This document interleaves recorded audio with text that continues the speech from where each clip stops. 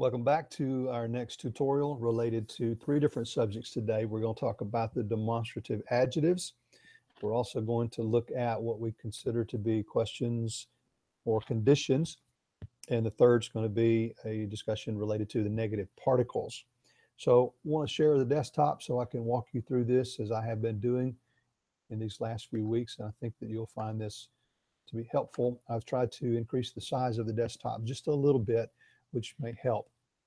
Now we're talking first then about the demonstrative adjectives. Now it's also important to recognize these are sometimes called the demonstrative pronouns because they are in reference to objects but without necessarily a personal name, such as this, these, that, those, and those. Now we know these, of course, from our English grammar, and Hebrew has the same type of phenomenon. And so here, for this, which is the masculine singular form, you're going to have in Hebrew the pronoun ze, ze. I'll make this a little bit larger so perhaps you can see the vowel pointing a little bit better. This in Hebrew then is going to be ze. This as a feminine singular demonstrative adjective or pronoun is going to be zot. One cue that you can sometimes use is the final tav here in the word. The tav will often give you more of a feminine perspective. That's one way to recognize that this is feminine. Then you're going to have these, and this is pronounced ele, ele, ele. This is common plural. Note that that's the case.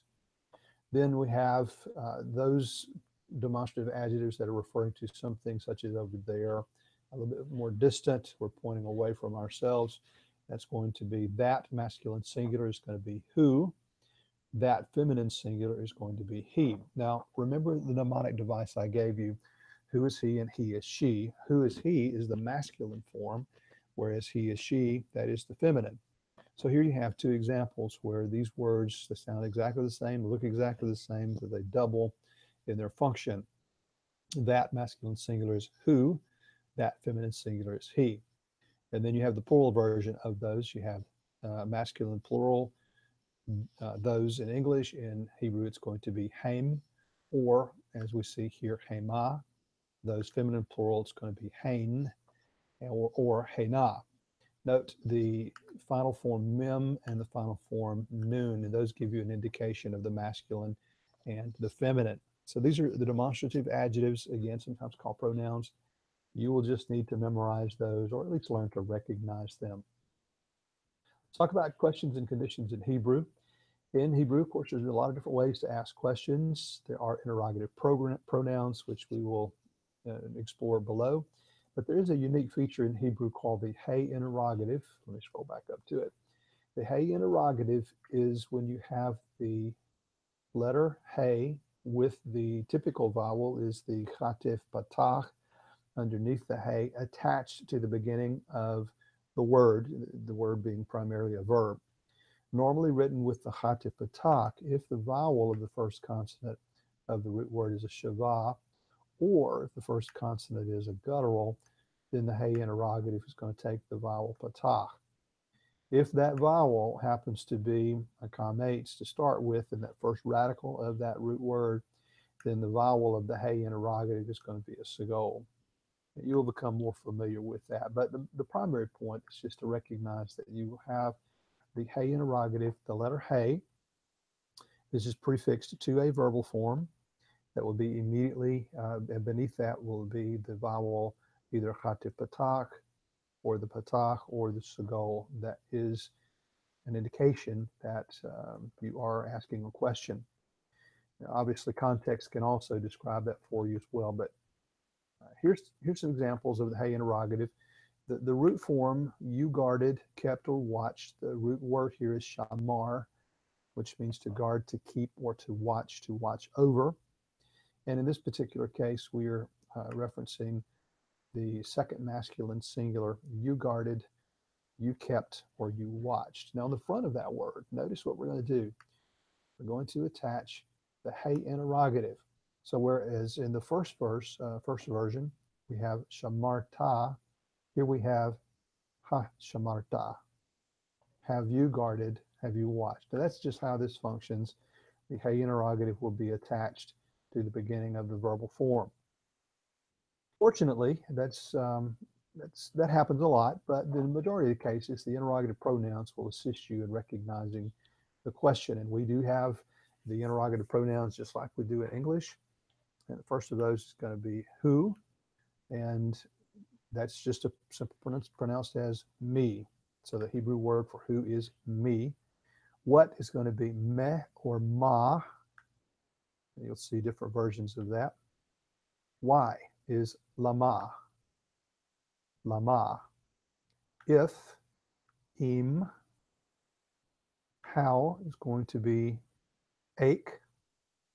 Or then also the last of these, an, ana, or aye, excuse me, aye. This is the interrogative where. So let me give you some examples of how this works. And we've done this to some degree in class already, but I'm going to kind of walk you through this in Hebrew so that you can follow along with me. This first word is the Vav conjunctive with an imperfect verb form, and you've not learned those verb forms yet, but this is and he called, and the subject of that verb is Pharaoh, paro. So, and Pharaoh called to Abraham. This is the word for Abraham, Avram. The lamed here at the beginning of this word is actually the preposition. Then you have another verb form, which you've not learned yet, but you will see very regularly. This is one you just need to recognize, vayomer. And this is, and he said. And he said. Amar, the root of this is to say, whereas here you have the root for he called. Here it's he said. What is this? Here you have an interrogative. What is this? Ma, zot. So here's an example of two things that we have just studied.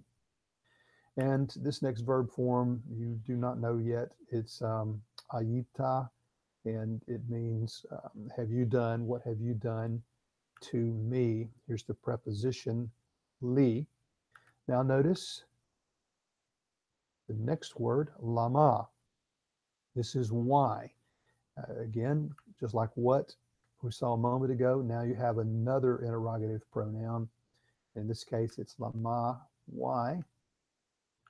Not, there's the negative, which we'll study in just a moment. Higata, a verb form that you do not know yet, but not to me. Why did you not tell to me? Ki, which is a particle meaning for, or sometimes that, or on account of. But here it means, why did you not tell me, tell to me, but tell me that your wife is she? And here's the pronoun down here. So that's how this works. I'm just going to walk you through it real quickly one more time. And Pharaoh called to Abraham, and he said, what is this that you have done to me? So you see how that phrase works? Why not did you tell me? In other words, why didn't you tell me that for, or on account of, different ways to translate this. So why did you not tell me that your wife was she? Here's the word for she, pronoun. That's how that works. Another example from 2 Samuel chapter 2:22, another one of the interrogative particles, and, that's the conjunction, how. This is an irregular verb form, far beyond what you've studied at this point, but I'll go ahead and translate it for you. And how can I lift up my face unto you, unto Joab, your brother? So you know the name Joab, of course, from Samuel. Point being that in this sentence, here you have the interrogative particle. So this is how it works in biblical Hebrew. You just will need to familiarize yourself with these interrogative particles, where, how, if, why, what, and who. And after a period of time, you'll become more and more familiar with them. Now let's conclude our time today by talking about the negatives, and there are a variety of ways to indicate the negative in biblical Hebrew. The words below are used generally in this manner. One of the most common is this particle. It's the word lo. In English, that just means no. And sometimes we'll translate it as not, no or not. And this is typically used to indicate a permanent prohibition. These are categories of the negatives, but you'll translate them a little bit more based upon context. Another particle is the word all, which also means no or not. And this is typically used to indicate an immediate action. So one means like something right now, just don't do it. The other one means don't you ever do this. So that's what we're talking about. Lo is kind of not don't you ever do this, whereas all is like right now, just don't do it. Then you have another particle, and this is the word ayin, and this is really kind of translated never, but more often than not, if you substitute the absence of something, just kind of in quote marks, the absence of something, that will help you think about it in terms of context, then and be able to translate it in a way that seems to be the most helpful. So let me give you an example here from Exodus chapter 20, verse 3. This is, of course, one of the 10 commandments. And notice we're reading from the right to the left. And we'll start first with the negative particle, and that is lo. And remember that that particle written up here is more of like a permanent prohibition. So that means you shall not ever. Okay.